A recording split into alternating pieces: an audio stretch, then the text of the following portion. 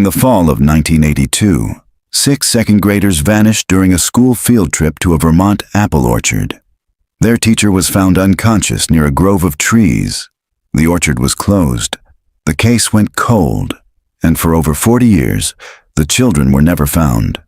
But in October 2024, after the orchard's caretaker died, a demolition crew unearthed a buried steel hatch beneath a thicket of collapsed roots. What they found, sealed inside, rewrote everything the investigation thought it knew. Because only 5 names were scratched into the concrete. Before we begin, don't forget to subscribe if you love cold case mysteries, disturbing evidence, and true crime thrillers that unravel one chilling layer at a time. October 17th, 2024. Location: Briar Glen Orchard, Windham County, Vermont. The chainsaw stopped mid-cut. For a moment, the only sound in the clearing was the buzz of late-season insects and the creak of tree limbs swaying in the wind. The worker stood frozen over the twisted root system, sweat on his brow, his boot resting on what should have been another gnarled stump. But beneath the dirt and rotted wood was something metal. He knelt, brushed back the soil with gloved hands. Then he shouted for his supervisor. It took 2 men and a pry bar to open the hatch. It groaned as it lifted, revealing a steep, rusted ladder descending into pitch blackness. A flashlight beam caught the edge of something soft and pale resting at the bottom. A mattress, molded, ripped. And next to it, a child's sneaker, small and canvas, stained with something darker than mud. Police sealed off the orchard within the hour. By nightfall, a forensics team in hazmat suits had entered the underground chamber. What they found chilled even the most hardened investigators. Rotted bedding, apple cores with children's teeth marks, wall etchings of days past, small, scratched carvings: Emma, Riley, Sean, Lila, Toby. But there had been 6 children. 6 children had vanished from this orchard in 1982, and only 5 names were etched into the concrete walls. Inside a rusted tin box, beneath a layer of dirt and chewed gum wrappers, they found a cassette labeled Day 1. Mr. Barley says we can't go outside until we stop crying. October 14th, 1982. Location: Briar Glen Elementary, Windham County, Vermont. The sky was that particular shade of pale October blue that only came after the first frost, washed out, cloudless, almost too perfect to last. Miss Corwin stood on the front steps of Briar Glen Elementary, clipboard in hand, trying to maintain order as 23 second graders climbed off the bus in bursts of shrieks and excitement. It was the annual fall field trip to Briar Glen Orchard. Parents brought cider thermoses, teachers brought permission slips, and the children brought noise. 6 of them had broken off already, huddled in a tight cluster near the edge of the gravel path, giggling over something they wouldn't share. They were the advanced readers, as Miss Corwin liked to call them. Bright, precocious, a little too observant for their age. Emma Pritchard, bookish and careful, had been the one to organize the secret club. Sean Mackey, all elbows and scuffed shoes, always brought the jokes. Lila Jensen, with her pink knit gloves and serious eyes, rarely smiled but followed Emma like a shadow. Toby and Riley Foster, twins, one talkative, one silent, both inseparable. And then there was Harper Greer, the quietest of them all. A foster kid, recently moved from Bar. No one knew much about her except that she didn't eat her lunch at school. She only ever smiled when she was climbing something. "Stay where I can see you," Miss Corwin shouted, though the words blew away on the breeze. Her voice had the permanent rasp of a woman who taught too long without being listened to. Behind her, the bus driver lit a cigarette. The orchard looked picture-perfect that morning. Rows of trees marched down sloping hillsides, their leaves glowing gold and copper. Red apples hung low, ready for little hands. The caretakers had decorated the front lot with hay bales and wooden crates full of gourds. A scarecrow slumped in one corner beside a weathered sign that read, Briar Glen Orchard. Family owned. Since 1911. Mr. Barley, the caretaker, stood by the entrance with his too wide smile and faded flannel. "Welcome to the orchard, kids," he boomed, voice syrup-thick. "No climbing trees, no picking apples without permission, and stay out of the back field. That part's closed for the season." Miss Corwin frowned. "Why's that?" "Ground's unstable," he said simply. "Had some root collapse last week. Wouldn't want anyone twisting an ankle." She nodded, but made a mental note to keep them away from the overgrown section beyond the chicken coop. The children barely heard him. They were already moving, mob-like, toward the picnic tables and rows of apple baskets. Harper hung back.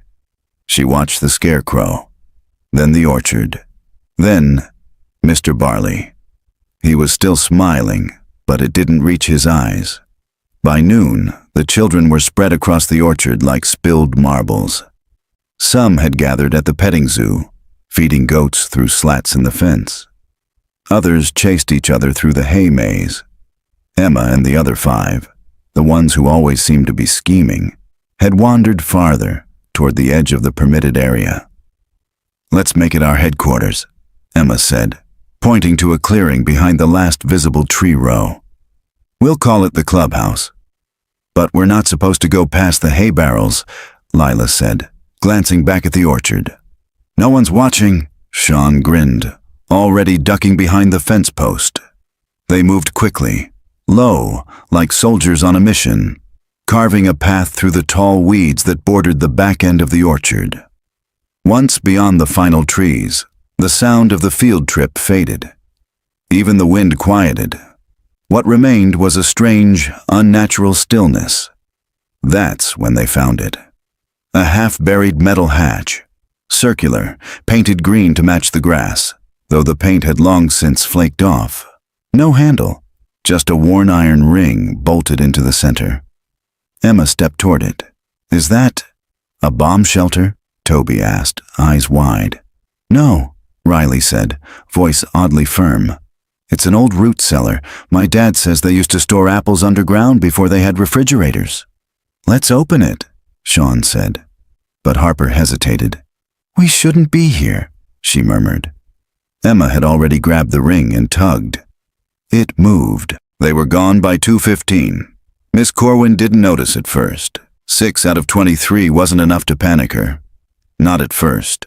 She assumed they were in the bathroom, or maybe sitting beneath the old elm tree where they'd eaten lunch. But by the time the final head count was taken and the bus was ready to leave, the numbers didn't add up. 6 children. Missing. No one had seen them leave. No one had heard anything. And by the time the first cruiser from the Windham County Sheriff's Office pulled into the orchard, the sun was already dipping below the trees. The last thing Miss Corwin remembered, before everything went black, was the scent of apples turning sour. October 14th, 1982. Time, 2:48 p.m. Location, Briar Glen Orchard. Backfield. Deputy Warren Pike arrived on scene 10 minutes after the first call came through dispatch. 6 children unaccounted for during a school field trip, possible abduction. Location, Briar Glen Orchard. He didn't like the orchard. Hadn't since he was a boy himself. Too many places to hide. Too quiet.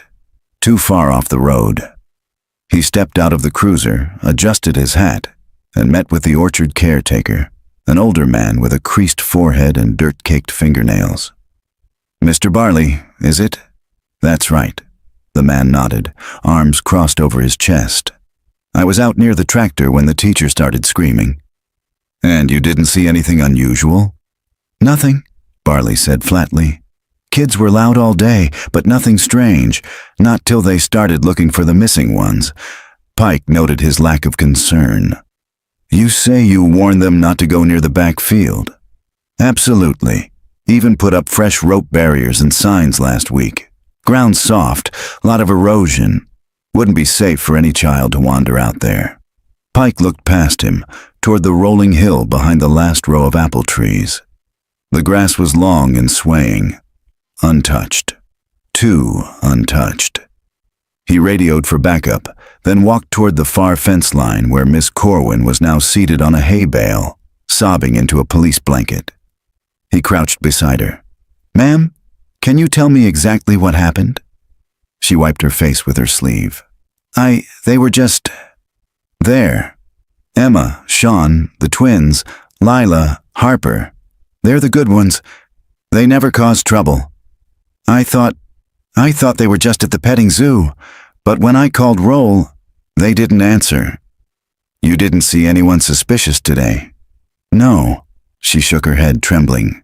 But one of the other children, he said he saw them walking near the back of the orchard. Where the rope barrier is. She nodded. I should have been watching. Pike held up a hand. We're going to find them, all right? I've got dogs on the way. Stay here. Don't talk to the other kids just yet. He stood, scanning the orchard. Parents had begun arriving. Some ran to their children. Others stood in silence, pale with terror. The news would spread fast. 6 kids didn't just disappear. Not unless someone made them disappear. The backfield smelled of old leaves and fertilizer. Pike pushed through the barrier and began scanning the ground. Within minutes, another deputy joined him. Got something, the deputy called out. Looks like a path, flattened grass heading toward the north slope. Pike followed, stepping carefully. The grass had been parted recently. He could see sneaker prints, small and scattered, as if the kids had run or been herded. Then they reached the hill's crown. At its base, half swallowed by dirt and vine, was a metal circle. Hatch, Pike muttered. God damn. He dropped to one knee and began brushing off the top. No markings, but it's heavy. Might take a crowbar. Another deputy jogged over with one. It took 3 of them to lift it. The air that escaped was stale, old, not the smell of rot, but something worse. Containment. Isolation. Pike pointed his flashlight down into the darkness. A ladder, rusted but intact, and beyond that, the suggestion of concrete walls and fabric scraps. He drew his weapon. I'm going down. The chamber was 10 feet underground, rough concrete, windowless, colder than the air above. The flashlight swept across a mold-blackened mattress, a dented thermos, and torn bedding in the corners. Someone had lived here, if not recently, then once. But what caught Pike's attention were the etchings on the wall, crude, scratched by a child's hand. Riley was first. Sean cried all night. We're not allowed to say the name. Beneath these, 5 names were scratched in a child's handwriting. Emma, Riley, Sean, Lila, Toby. There was no Harper. Jesus, Pike whispered. And then he saw the tin box. Inside, a child's sneaker, a corner of a torn class photo, 3 sticks of chewed gum wrapped in foil, a cassette, labeled Day 1. Mr. Barley says we can't go outside until we stop crying. Pike stared up toward the open hatch above. The orchard was now a crime scene. Back at the surface, he emerged pale and grim. Get the dogs, he told the deputy, and call state. We're going to need the bureau. October 15th, 1982. Location: Briar Glen Elementary, Windham County Sheriff's Office, Briar Glen Orchard. The following morning, the school was silent. A notice on the door read, "Closed until further notice. Staff in crisis meeting." Inside, the teachers huddled in the lounge, eyes red-rimmed, faces grim. Miss Corwin sat alone in the corner with her hands wrapped around a styrofoam cup of coffee she hadn't sipped. She hadn't changed clothes. Her voice had gone hoarse overnight from repeating the same 3 phrases to detectives. I don't know how they slipped away. They weren't troublemakers. Harper's name wasn't on the wall. The room smelled of burnt coffee and disbelief. No one said the word dead. Not yet. But everyone was thinking it. At the Windham County Sheriff's Office, an evidence board was already forming. In the center, case number 82-1106, subject, Briar Glen field trip. 6 children missing. Surrounding it, class photo from October 1st, a topographic map of the orchard, a sketch of the underground room, a blown-up image of the cassette label. Pike stood before the board, arms crossed, while the county's lead investigator, Detective Sandra Roan, took notes. "Still no sign of them?" Roan asked. "No," Pike replied. "Dogs picked up a trace near the hatch but lost it 200 yards out. There are no exit prints, and we scanned the storm shelter. It's sealed tight. One entrance, no exits. And the hatch? Industrial grade, welded seams. Could have been installed decades ago. No records." Roan sighed. "And you said 5 names were scratched into the wall?" "Right, but 6 kids went missing. Harper Greer's name wasn't on the concrete." "But she was seen with them?" "Witnesses say she was. She's in the photo too, taken that morning by the orchard staff. It was meant to be a souvenir for parents." He pointed to the image. 6 children in a tight row, arms around each other's shoulders. Harper's eyes stood out, wide, unblinking. "What's on the cassette?" "Still waiting for audio forensics to clean it up, but there's more." Pike flipped to a second photograph, a close-up of the etchings. "Look here. We're not allowed to say the name?" "The kids were afraid of someone. Someone inside that shelter." "Mr. Barley?" Roan asked. Pike shook his head. "He has no criminal history, built like a scarecrow and pushing 70. Doesn't have the strength to drag 6 children. Plus, the shelter's been there for years. Barley's only worked the orchard since 73. But that voice on the tape," Roan said, narrowing her eyes. "If it turns out to be his—" Pike nodded. "Then we're looking at a man who's been hiding something for 9 years." By 2 p.m., the orchard was swarming with investigators. The media had picked up the story overnight. 6 children missing in Vermont orchard. Teacher found unconscious. Police discover underground room. A news van from Burlington parked outside the gate. Reporters yelled over the fence. Barley stood near the farmhouse, face stoic, arms crossed.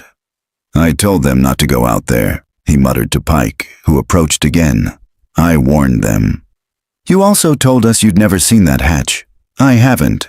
It's on your property." "Doesn't mean I knew it was there. That's the back field. Roots run deep out there. People bury all kinds of things in rural towns." Pike studied him. "You still have the staff photo from yesterday?" Barley looked startled, then nodded toward his farmhouse. "Fridge door. Magneted up." They walked together. Inside the dim kitchen, Pike examined the photo. There they were again, 6 children. But something was off. He leaned in. Harper stood at the edge of the group. Her arm wasn't around the others. Her feet were angled away. She was the only one not smiling. Behind them, barely visible in the shadows between 2 apple trees, stood a 7th figure. "Who's that?" Pike asked. Barley leaned in, squinting. I don't know." "It's a man," Pike said, "wearing a jacket. Look, he's standing halfway into the tree line, watching them." Barley said nothing. Roan entered the room behind them. "Just got word. Audio Lab recovered the first 20 seconds of the tape." She held out a set of headphones. Pike placed them over his ears. The tape crackled. Then, a child's voice. "Is it morning?" Another child, scared. "Don't talk. He's listening." Then a man's voice. Calm. Measured. "No one's leaving until the crying stops. That's the rule." Pike ripped the headphones off. Roan met his eyes. "Barley's not the only adult we're dealing with." Pike turned back to the fridge, stared at the photo again. 6 missing children, 5 names on the wall. 1 man in the shadows. October 16th, 1982. Location, Windham County, Vermont. The night air pressed down on Windham County like a weighted blanket. Cold, damp, and too quiet for a town still reeling from what had happened at the orchard. Detective Sandra Roan couldn't sleep. She sat alone in her office, the audio cassette on repeat through her headphones. Every time she listened, she heard something new. A whisper in the background. A gasp she hadn't caught before. A creak that didn't belong to any child. This time she focused on the man's voice. He didn't yell, he didn't threaten. He instructed. No one leaves until the crying stops, that's the rule. If you want food, you earn it. You sit still, you stop whining. If you want to go outside, you prove you're the strong one. Then silence, then muffled breathing, then a name. Riley, take the red one, he's done. Roan froze. She rewound. Riley, take the red one, he's done. Her blood chilled. Riley was one of the missing children, 8 years old, a second grader, and the voice had just spoken to him like a subordinate. The next morning, Pike met her in the parking lot of the sheriff's office, thermos in hand, bags under his eyes. You look like hell, he muttered. I didn't sleep, she said, opening the cruiser's trunk. And neither will you once you hear this. They sat inside, and she played the recording again, this time pointing to the exact second the man spoke the line. When the tape ended, Pike stared at the dashboard for a long moment. You're saying one of the kids was helping him? I'm saying, Roan said carefully, that either Riley was being used to manipulate the others, or he'd already broken. Pike didn't speak. He'd seen too many cases where children had been conditioned to obey, even in the darkest circumstances. But 8 years old. That was too young to be anything other than terrified. Roan slid a folder across the console. I dug deeper into the school records, she said. Riley Foster had a scar. Small crescent on his jaw. Playground fall. But what's interesting is this. She pulled out a missing persons bulletin from 1976. Black and white. Faded. Elijah Connors, age 9, went missing from an orchard town 2 counties over. Disappeared during apple season. No trace. She pointed to the photo. A boy with a narrow face. Short brown hair. A tiny scar on his jaw. Same scar, Roan said. Same bone structure, 6 years ago. Pike blinked. You think Riley Foster was actually this boy? I think someone's taken children before and renamed them. At Briar Glen Orchard, the forensics team returned for a second search of the back field. The hatch had been sealed again temporarily, but now the entire area around it had been mapped, scanned, and sectioned off into quadrants. Ground-penetrating radar revealed a second anomaly. Pike stood by as the excavation team dug 6 feet down into a patch of earth that showed signs of being disturbed, though decades had passed. At a depth of 4 feet, the shovel struck something solid.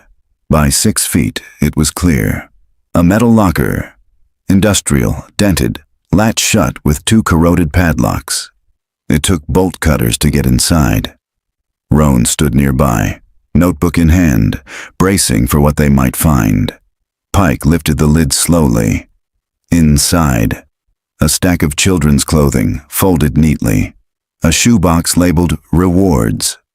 Dozens of paper strips, handwritten in different childlike scripts. Some read, I did good. No crying today. He let me eat first. At the bottom of the locker lay a Polaroid camera and a sealed manila envelope. Inside the envelope were 3 photographs, each one showing a child inside the storm shelter, sitting, standing, staring at the camera. And in all 3, a boy with a crescent scar stood just behind the others, expressionless, watching. Riley. Back at the sheriff's office, Roan met with Margaret Greer, Harper's foster mother. The woman clutched a tissue in one hand and Harper's school photo in the other. She was a quiet girl, Margaret said. Didn't make waves, didn't have friends, but she never caused problems. Did Harper ever mention someone named Riley? Rowan asked gently. Margaret thought. She used to whisper that name at night. I'd check on her during storms and find her curled in bed, eyes open, whispering, "Tell Riley it's not my turn." I thought she was dreaming. Rowan's heart sank. Do you think, Margaret asked, that she's still alive? Rowan didn't answer right away. I think Harper was the one who tried to escape, she said softly, and I think Riley stopped her. October 17th, 1982. Location, storm shelter, Briar Glen Orchard. The forensic techs worked in shifts now. Every inch of the underground chamber had been photographed, cataloged, and logged, but there were still pieces missing, details too faint to capture on film, details like the scratches on the far wall. Not the obvious ones, not the children's names, the faint ones. Detective Sandra Roan stood with her gloves on, flashlight in hand, crouched in front of a section of concrete opposite the carved names. She had already seen Emma, Riley, Sean, Lila, Toby, etched in small, desperate letters, all grouped together. But directly across from them, almost hidden in shadow, was a single scratch mark that didn't look like the others. Just one name. Harper. But unlike the others, it wasn't etched straight. It was scratched over, half erased, like someone had started carving it and then stopped. Or been stopped. Roan turned to the technician beside her. When did this one get logged? The man looked over.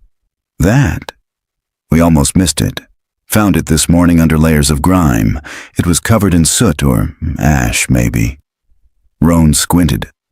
The scratch wasn't deep. More of a hesitation than a statement.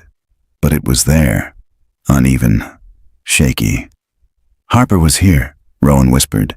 She just never finished her name. She stood and backed up, taking in the room's dimensions again. 10 feet by 15. One ladder. No exit. The floor was uneven. Cement poured over dirt, patches sunken in.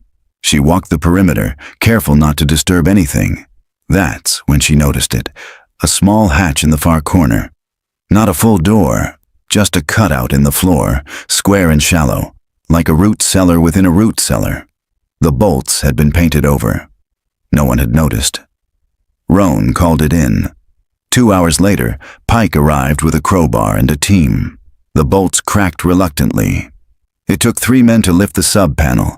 Inside, darkness, dry, shallow, maybe 4 feet deep.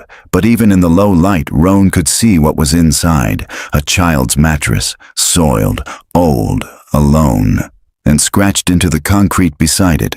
I'm not in the club. Meanwhile, a mile away, a jogger on County Road 14 saw something strange in the ditch, half buried beneath a layer of wet leaves. She paused, pulled her earbuds out, and took a few steps back. It was a cassette tape, labeled in blocky handwriting, Day 8. She made noise again. Riley says that means we lose dinner. She called the sheriff's office immediately. By sundown, Roan had the tape playing in her office. The same male voice. We follow the rules or someone gets punished. That's the game. If Harper wants to leave, she has to finish the name. A faint sound followed, scratching maybe. A child's breathing, then a thud, then silence. Roan turned the tape off. The orchard closed permanently that week. The media circus had only intensified. Vermont's field trip horror, secret shelter, missing kids, new evidence. Audio tapes reveal child prison beneath orchard. Pike had been walking the perimeter when he found Mr. Barley again, seated by the chicken coop with a weathered thermos in his hand. They're saying this is your fault, Pike said bluntly. Barley shook his head. That shelter's older than me. You know how many things are buried under farmland like this? Prohibition tunnels, old septic tanks, things people didn't want found. Pike studied him. You're saying you had no idea 6 kids went missing under your feet. I'm saying I didn't dig that hole. Then who did? Barley finally looked up, eyes narrowing. You ever hear the name Silas Lane? Pike frowned. Should I have? Used to live around here. Way back. 1950s, worked orchards up north, then just vanished. But the stories? He lowered his voice. Said he liked to build things. Rooms underground. Places where kids could be taught not to scream. Urban legend, Pike muttered. Barley shrugged. Maybe. Or maybe Silas never left. That night, Roan reviewed the orchard's land deeds from town records. In 1959, a man named Silas Lane had purchased a half-acre on the northern ridge of the orchard. By 1972, the name was gone. Transferred, unsigned, no forwarding address. Roan flipped the folder closed. Somewhere beneath that orchard, long before 6 children ever stepped onto that field trip bus, someone had already laid the trap. October 18th, 1982. Location, Windham County Historical Society / Briar Glen Orchard, North Ridge. The town historian was not what Roan expected. Miss Adelaide Northcutt was in her 70s, wore thick glasses on a chain around her neck, and kept her files in a drawer labeled unsorted, untrustworthy. But when Roan asked about Silas Lane, the old woman didn't hesitate. "Oh, him," she said, pushing her glasses higher. "Strange man. Didn't speak to neighbors. Had a dog that barked all night. Wore gloves even in the summer. Bought the orchard ridge in '59. Said he wanted to grow northern spy apples." Roan raised an eyebrow. "Did he?" "Not a single tree. Just stayed in that crooked little house of his, hammering at night. They say he was a carpenter, but no one ever saw him work for pay." "You said they say. Who exactly?" Adelaide leaned closer. "People who remember the smell of burning hair." Roan blinked. "After he vanished, the orchard kids started calling that slope the Shed Hill. Claimed they saw red lights under the dirt. One boy, Jimmy Talcott, swore he heard voices coming up through the roots. He ran away. Swore Silas had helpers." "Helpers?" "Kids," Adelaide whispered. "Ones that didn't run." That same afternoon, a new search began on the northern ridge of Briar Glen Orchard, just beyond the back field, up a slope too steep for most of the original field trip route. Radar crews scanned the soil. Within hours, they found a line of shallow disturbances, straight as a ruler. Each was about 6 feet apart, narrow, elongated, graves. Deputy Pike stood silently beside Roan, hands in his coat pockets. "There are 12 of them," the radar tech said.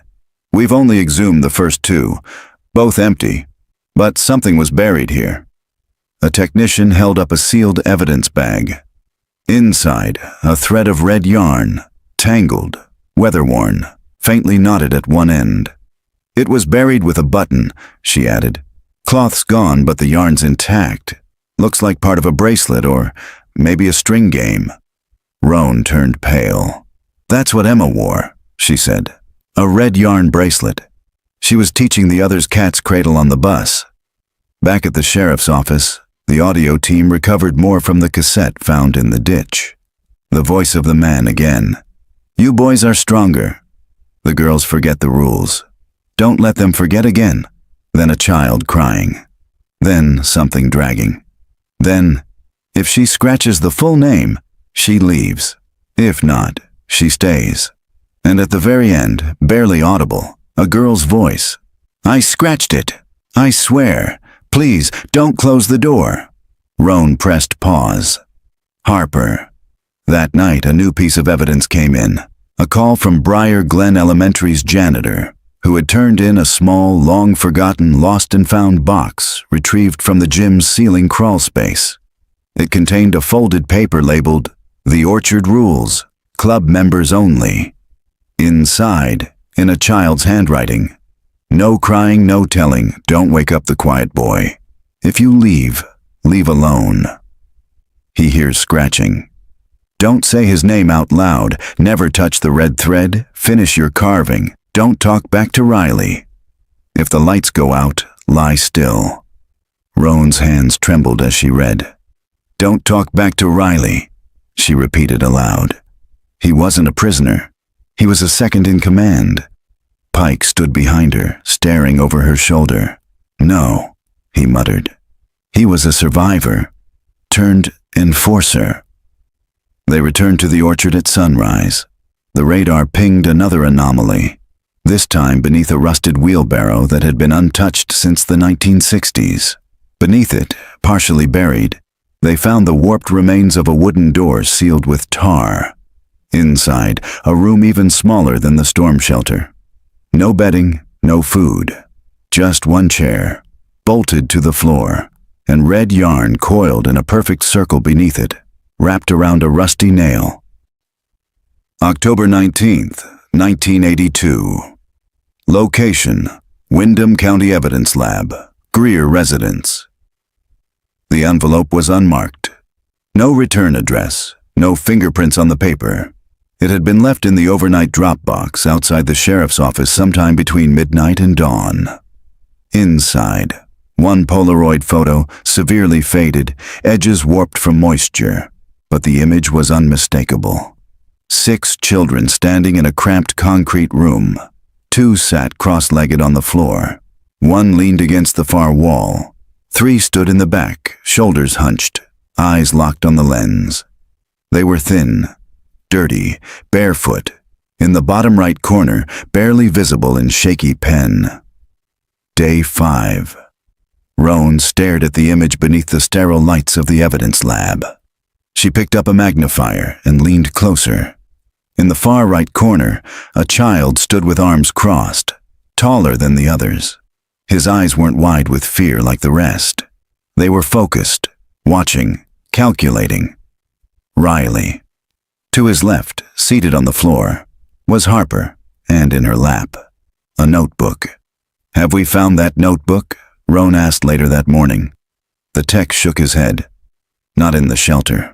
But if it's still out there, it could have been buried or hidden."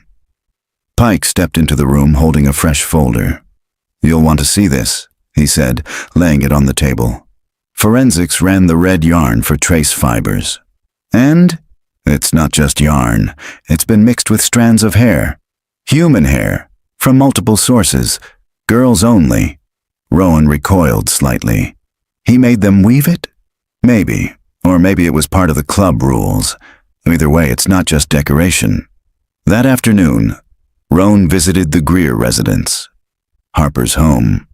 Margaret Greer met her at the door with visible exhaustion in her posture. She hadn't slept since the orchard. "I need to see Harper's room," Roan said gently. Margaret nodded. The bedroom was quiet, neat, walls covered in pressed flowers, a few hand-drawn pictures tacked to corkboard. But it was the closet that caught Rowan's attention. On the inside of the door, drawn in dull pencil, was a rectangle, measured to look like a TV screen.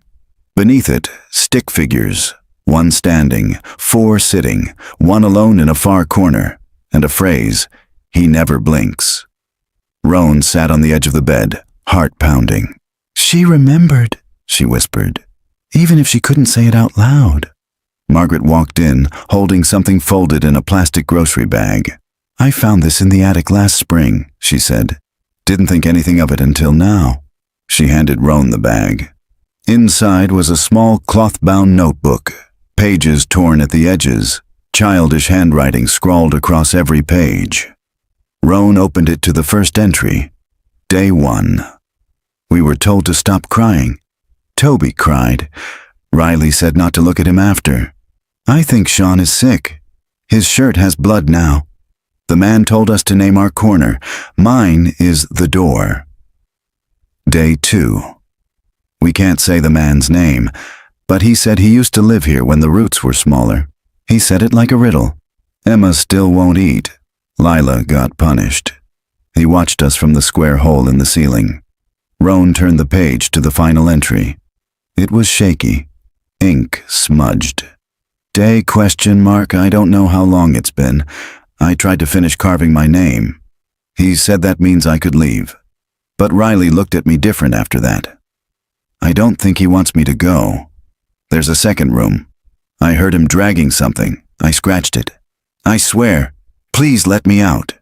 Roan sat back, pulse in her ears. Harper never came home, she said. Not really. Her body did, but she never made it back to the surface. She stared out the bedroom window at the fading fall light. We have 5 names carved into a wall, she said aloud. But we don't have 5 survivors, just 1. And she was still hiding. Back at the orchard, excavation on the northern ridge continued. At 6:42 p.m., a tech unearthed another door, wooden, latched shut, buried beneath nearly 40 years of roots. Inside the shallow crawl space was nothing but dirt walls, scratched plaster, and one final clue: a broken Polaroid camera. Still loaded.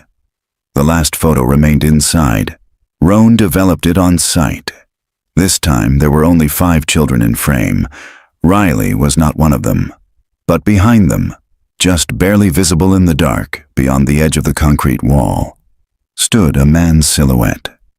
No eyes, just the outline of gloves. And something in his hand. Red yarn. October 20th, 1982. Location: Windham County Sheriff's Office. Underground shelter. Final sweep. The air in the briefing room felt heavier than usual. Roan stood in front of the incident board, now cluttered with photos, maps, and printed stills from the recovered Polaroids. The latest image was pinned front and center. The 5 children huddled in the shelter, the man's silhouette looming just beyond the wall. We've confirmed the shelter had no external entry point beyond the ladder, she began, addressing the assembled team. There were no hinges or pressure seals, nothing mechanical. That means the man in this photo was already inside. She turned to Pike. Which makes the timeline impossible, he said grimly. Barley swore no one came or went during the trip. He was with Miss Corwin from 9 a.m. to noon. But that photo, taken around midday, judging by the light leak. Unless, Roan said, stepping forward, there was never a second man. The room quieted. She pointed to the name carved beneath the far mattress. I'm not in the club. Someone else was down there. Maybe before the children. Maybe long before. She held up the rules list again. Don't wake up the quiet boy. Don't say his name out loud. He hears scratching. If the lights go out, lie still. These weren't just instructions, she said. They were warnings. Meanwhile, the final sweep of the shelter revealed something the initial team had missed. Behind a loose panel in the concrete wall near the mattress chamber, a cadaver dog alerted.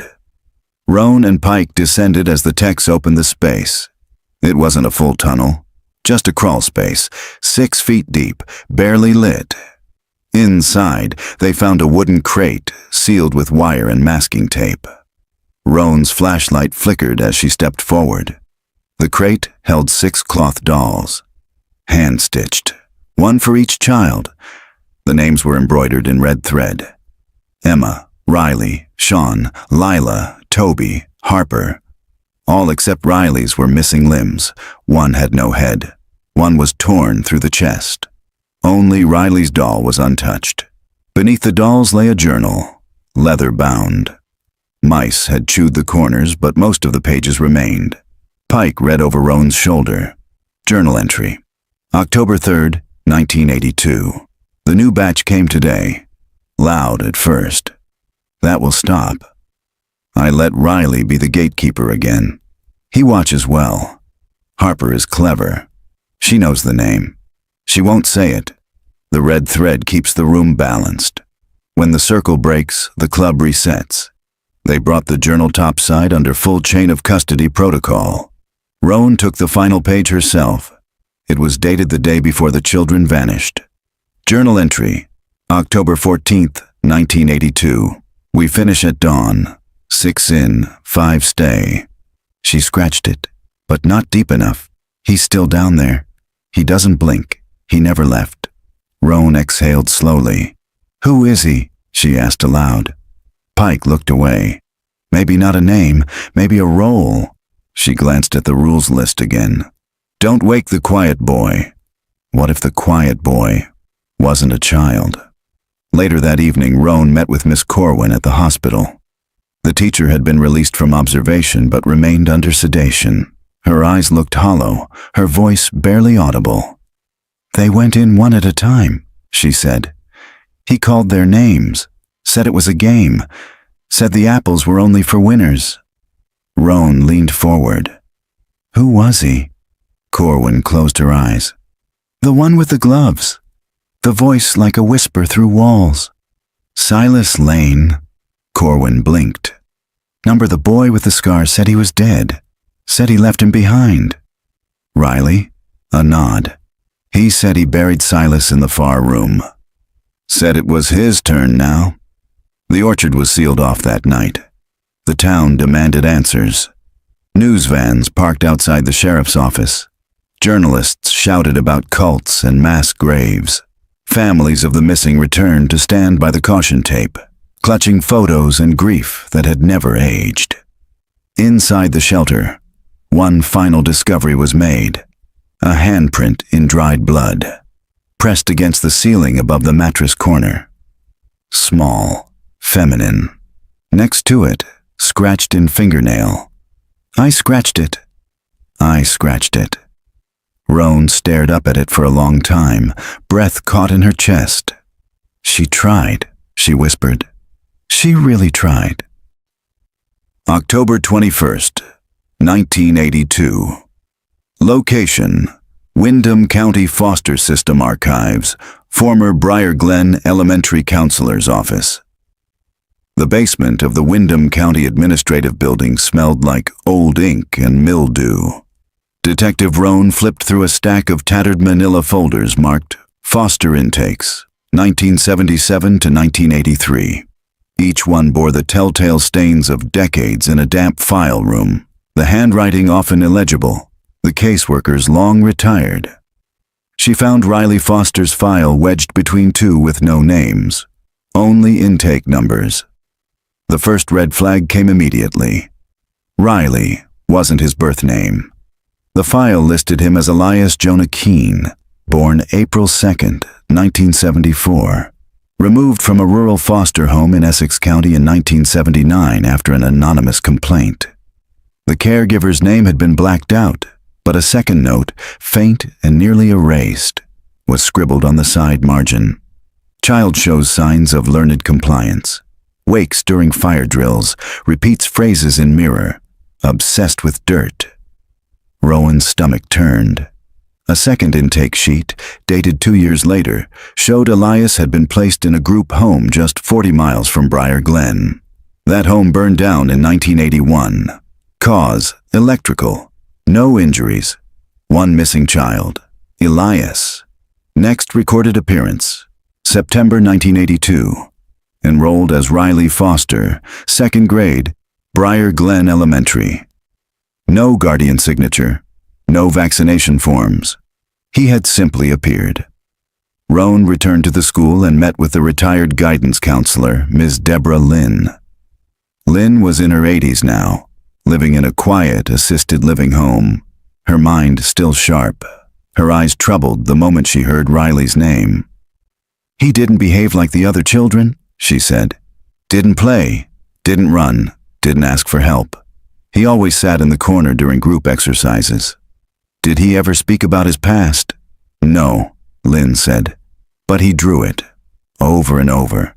Same picture, a ladder going down, a room with no windows, stick figures in corners, and a red string above them like a halo."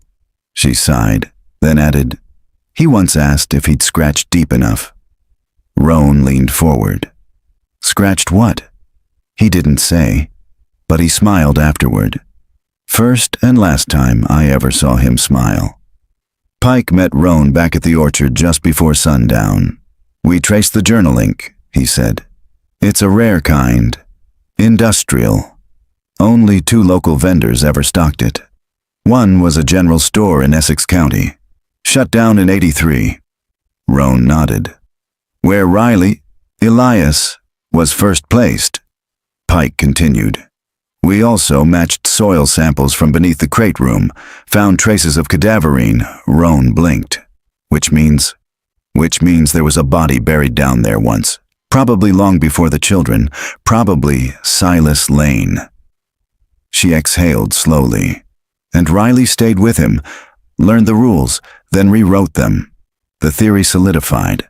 Riley, formerly Elias, had been taken or groomed by Silas Lane in the late 1970s, lived underground, conditioned. When the older man died, whether from age, violence, or illness, Riley remained behind. And when the opportunity came in 1982, he took over the club. But what Roan still couldn't understand was why Harper was allowed to leave, and why the others were not.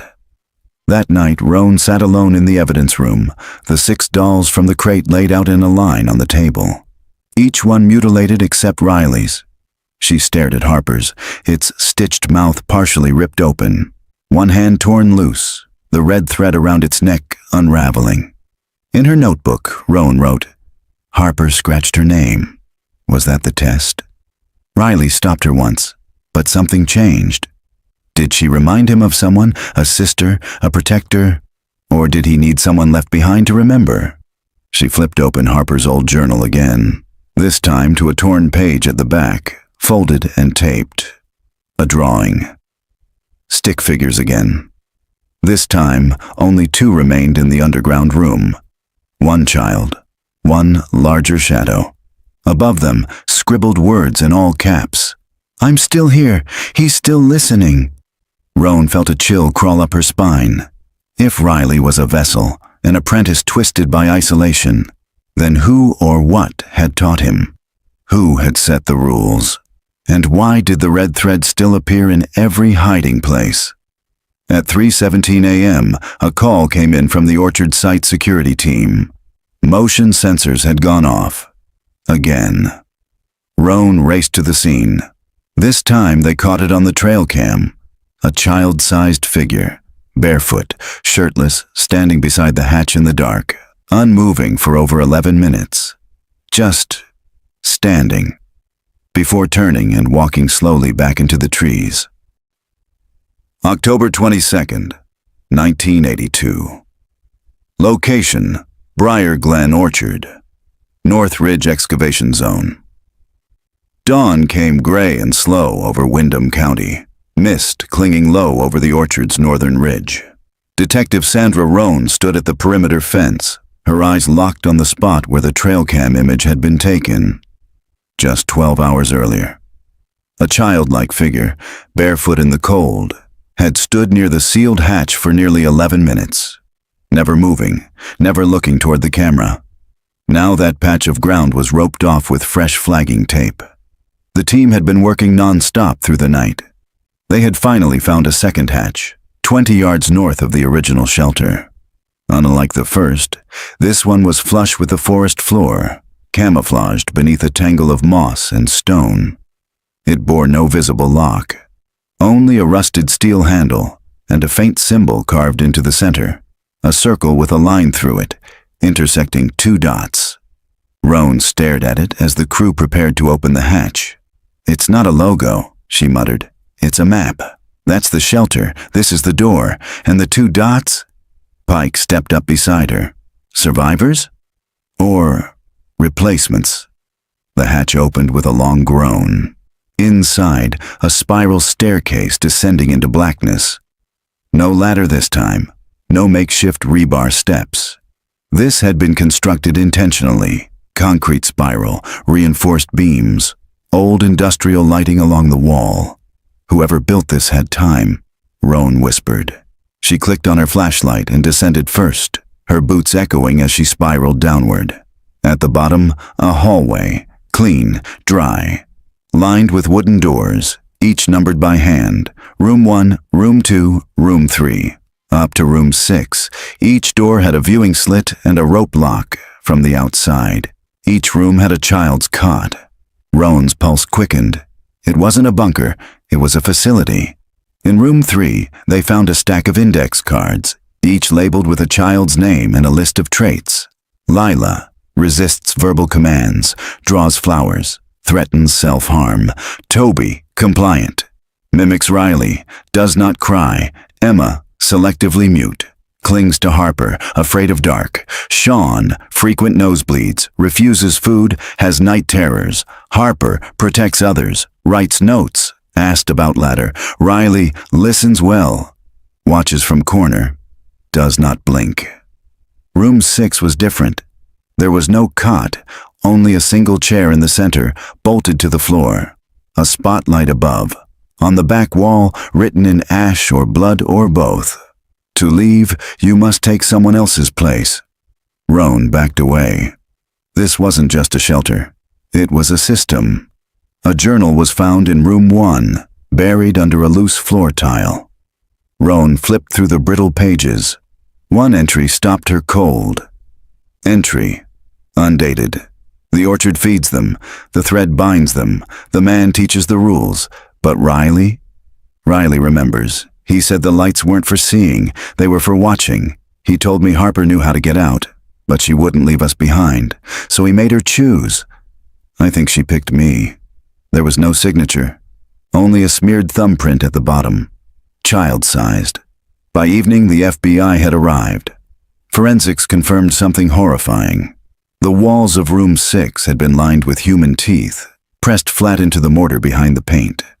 Nearly all were from children. Some dated back decades.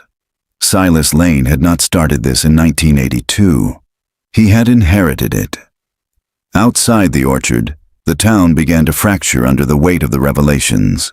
Old families whispered about orchard boys who never returned, about missing farm hands, about the summer of 1961 when the apples came in early, and no one ever said why. Back in the evidence lab, Roan stared at the dolls again. She pulled out Riley's, the only one that wasn't torn. She turned it over and found something tucked inside the stitching. A fragment of a photograph, just one corner. It showed part of a man's jaw, gloved hand raised mid-gesture, and beside him, in shadow, a 7th child, one who was never listed, one who was never carved into the wall. Roan closed her eyes. They had only ever been looking for 6, but there had been 7, and one of them had stayed to keep the door open. October 23rd, 1982. Location: Windham County Sheriff's Office, Briar Glen Orchard, sealed room 7. The doll had been carefully stitched shut. Forensics confirmed the thread wasn't just red yarn, but human hair woven into the fabric to match the others. And the photograph fragment it held? It had been torn deliberately, its edges singed, as if someone tried to destroy the rest. But there was no mistaking what it showed. A 7th child, face turned slightly, barely visible behind the silhouette of a gloved man. Roan sat alone in the sheriff's office, staring at the image under the magnifier. 7 in, she whispered, but we only ever knew 6 names. Across the room, Pike leaned against the filing cabinet, eyes bloodshot. Maybe that's why the math never worked, he said. 5 names on the wall. 1 survivor, 1 more erased. Or hidden, Rowan added, buried in the system before it ever began. That same morning, excavation crews returned to the 2nd underground facility. A new anomaly had been found, a sealed alcove behind room 6, walled off with solid concrete. Ground-penetrating radar showed a void inside. It took 6 hours to breach it safely. Behind the wall was room 7, and room 7 wasn't like the others. It had no cot, no drawings, no light fixtures, just walls covered in scratches, countless gouges, some shallow, some deep. No names, no words, but one symbol repeated over and over, a circle, 2 dots, and a line through both. The same marking as the hatch, carved again and again, hundreds of times. In the center of the room was a child-sized chair, overturned and broken, and a mirror, shattered into 3 pieces. A faint handprint in the dust, child-sized. Roan knelt beside it and traced the shape. She never left, she murmured. They never let her. Back at the sheriff's office, Margaret Greer arrived unannounced. She held something tightly in her hands, a shoebox, aged and warped with water damage. "I found this yesterday," she said. "It was in the wall behind Harper's old dresser, nailed into the studs." Roan opened the box carefully. Inside, a red yarn bracelet, a crayon drawing of 6 stick figures around a square, and a folded note, scribbled in faint pencil. "Don't forget her." She scratched the name, but it wasn't hers. "The 7th didn't cry." Roan sat down hard, pulse in her ears. "She took someone else's place," she whispered. "That was the final rule." A forensic artist was brought in to reconstruct the torn photo using partial archive scans and digital recovery. The final image was clearer now. 7 children, the 7th standing apart. Not younger, older, long hair, eyes vacant, clothes that didn't match the others, a girl, possibly 10 or 11. The rest of the photo had been burned away, but what remained revealed enough. The 7th child was not part of the 1982 field trip. Rowan ran the photo through the missing persons database, and there it was. Greta Mae Winton, age 10, vanished 1979, Essex County, placed in foster care in 1978, reported ran away, case closed due to lack of evidence. No one ever searched the orchards. Roan returned to the orchard that evening, alone. She walked back to room 7 and sat in the doorway. The temperature dropped quickly down there. Still, soundless. She opened Harper's notebook to the final page and read again. "I scratched it, I swear. She told me to. But then she took my hand and said she was ready now. That I should go instead." Roan turned off her flashlight. She sat in the dark, listened. Somewhere far behind the walls, she thought she heard it. A scratch. One long, slow line across the concrete. Then silence. Then a whisper. Or maybe just breath. October 24th, 1982. Location, Briar Glen Orchard, sealed room 7/Windham County. The morning sun never reached this deep. Roan stood again in room 7, this time with a full team behind her. Floodlights cast stark beams against the scratched walls, illuminating symbols layered so thick they nearly overlapped. The forensic team moved in silence, reverent now, because they knew. This wasn't a room. It was a tomb. And not for the body of a child, but for her memory. Greta Mae Winton had lived down here, longer than any of them. Maybe even before Riley, before Elias Keene was ever dragged below. She had scratched the walls. She had waited. And when the others came in 1982, she taught them. Roan paced slowly to the far wall. One scratch ran longer than the rest, deeper. It wasn't random. It formed a doorway, drawn crudely but with intent. A rectangle with a handle. The words "she went through" were faintly etched above it. Roan whispered, "She traded places." Pike stepped beside her, holding the last page of the reconstructed journal. "He told us one of us could go if someone stayed. She didn't say goodbye, just took my hand and said she was done counting the days." By noon, Roan had gathered the families. What remained of them? She showed them the photograph, restored. All 7 children, the ones who were named, the one who was not. And she explained the truth. Greta had become part of the system Silas created, not by choice, but by survival. She learned the rules, obeyed them, and when the next children came, she gave them hope. By taking Harper's place, she let one child go free and stayed behind to keep the others from being chosen. A martyr, a ghost, a child lost before her time. Harper Greer returned to the orchard that same day. For the first time, she stepped into room 7. She didn't cry. She didn't speak. She walked to the wall with the scratched doorway, placed her palm flat against it, and whispered, "Thank you." Then she pulled something from her pocket, a piece of red yarn. She tied it around one of the cracked concrete hooks on the wall, just a loop. Then turned and walked out. In the following weeks, the orchard was declared a crime scene of historical significance. The shelters were sealed.